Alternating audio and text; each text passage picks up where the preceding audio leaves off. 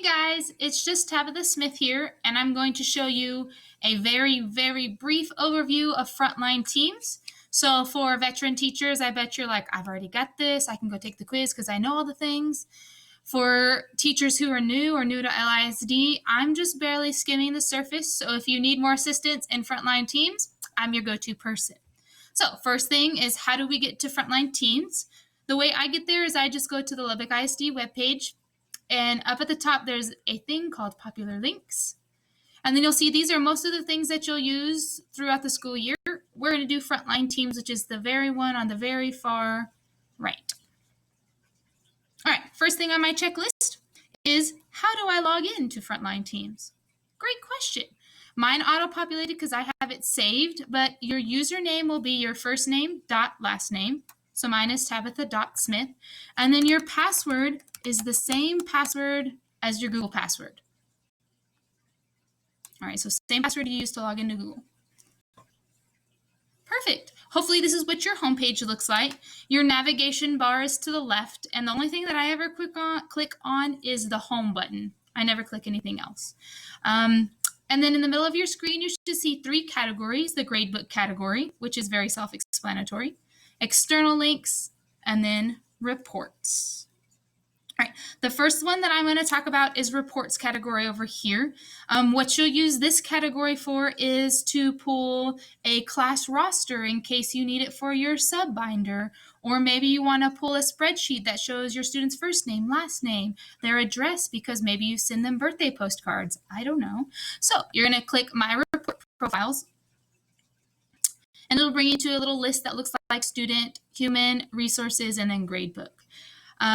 For everything, I usually just do, for your student rosters, you just go to Student Enrollment and then Student Class Roster, Teacher Grid. That'll be for your sub binder. Human Resources is just directories. I never use that, but you're more than welcome to. And then Gradebook, this is where you'll get, if you want their address or if you want their main phone numbers. To do that, hold on, I have to remember. Classroom grading, and then you can go down to, hold on, I can't see that far. Class listing with address, and that'll list their phone number, their address, their date of birth, all of the things. So that's your report category. Great resource that you should use. So I'm going to click back home on my navigation bar. All right, that takes care of the reports one category. External links, Eduphoria. You can click on Eduphoria from here, but there are better ways to get to Eduphoria. And then the last category that I saved for last because it is the most heavily weighted is Gradebook. All right, underneath Gradebook, you see four categories or four subcategories: take classroom attendance, enter classroom grading, teacher connect sections, and then maintain teacher gradebook category. I'm going to go in order, and then I'll talk about when we start the year, this is what you'll need to do. All right, the first one is take classroom attendance. Hopefully I can access some students so I can show you what it looks like. You need to remember to take classroom attendance every single class period, all right, because that helps us track our kids being tardy to every single class, our kids being tardy to just one class, right? So it gives us a better picture of that student. All right, let me go click a day that we were in school. All right, we do have an official attendance time. I don't know what time that's going to be this year, so that'll be coming when we come back. All right, I'm going to take attendance for my first period class.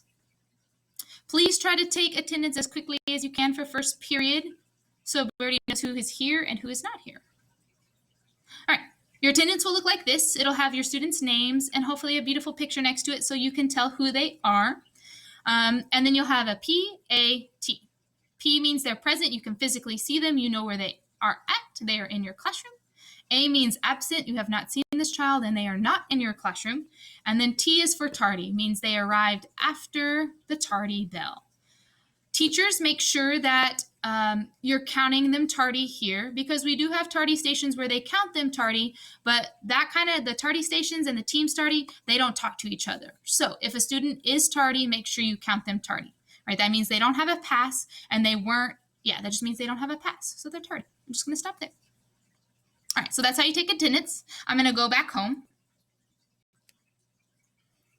All right, I'm going to click on Enter Classroom Grading. This is where you'll input all of the grades for every assignment you give.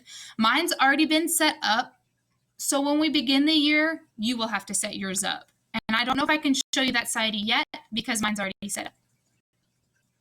All right, we as the Cavazos team would like you to post 2 grades a week. And you'll also use this section to post to a progress and report card. So on this screen, I've just clicked Enter Classroom Grading. You'll see there's a select button right here that my cursor is on. Usually there'll be a post to report card or post to progress. There'll be a button that says that, and you can click it to post progress reports and report card grades. All right, but I'm going to go click on my first period class and just show you what it looks like. I don't want to show you grades because I want to violate anything, so I'm just going to show you the setup. All right, here goes the students. All right, right now it says no grade, but I could click assignments. Hold on, I might have to move my face. There we go. All right, so you've got the save, restore, return. Assignments is where you'll be able, like, oh, I just gave this quiz over blah, blah, blah, blah, blah. Assignments, and I can assign that grade. Notes, if you need to put any notes next to a kid, say they came and they redid this paper, you can re-enter the grade and enter a note for that. Reports is the same thing that I just showed you in the 3 categories reports, so you can get them from here too. Attendance, you can take attendance from here too, just like I showed you. Email parents, amazing resource. You can click that and it'll email all parents in that class. And then email students, it just goes to their 1,000 email. I've never used it. I always just email parents. Okay, so that's basic overview of the inter-classroom grading. All right, the Teacher Connect sections. This you'll really only use at the beginning of the year. I'm going to click mine. I've already set mine up, so it looks really weird. You need to do this because you might have a class, say my first period has general ed students, support facilitate students, and co-teach students. That means for that class, it's going to have 3 different categories for first period. So Teacher Connect sections allows me to connect those 3 sections, so when I'm grading or taking an attendance, it lists all of the kids instead of just listing, here goes the gen ed kids, here goes the SF kids, here goes the co-teach kids. It puts them all together. So when we get closer to school, for all of my newbies or anybody that needs it, I can show you how to set up Teacher Connect sections, because I can't really show you anything because mine's already all done. All right, I'm going to take us back home, and I'm going to show you the last category. And mine's already set up again, but I can also do it with you when we come back to school. All right, maintain teacher gradebook categories. All right, I have 2 main categories in my gradebook that I'm not seeing because it is the summertime and that happens. I had 2 categories. The first category I had was district assessments, and I weighted them as 0%. All right, those don't count against students, but I put it in there so that way students would know what did they make, because they ask me all the time. And then the second grade category that I had was assignments, and I weighted that 100%. Right, you can have homework, you can make it whatever you want it to be, but that's all I can show you right now because I don't know how to do it in the summer. I'm summer braining. All right, I'm gonna take us back home, and that's pretty much the very surface of Gradebook. Right, I am your go-to person for Frontline teens, so if you need help, just give me a shout out and I'm here for you. Bye, guys.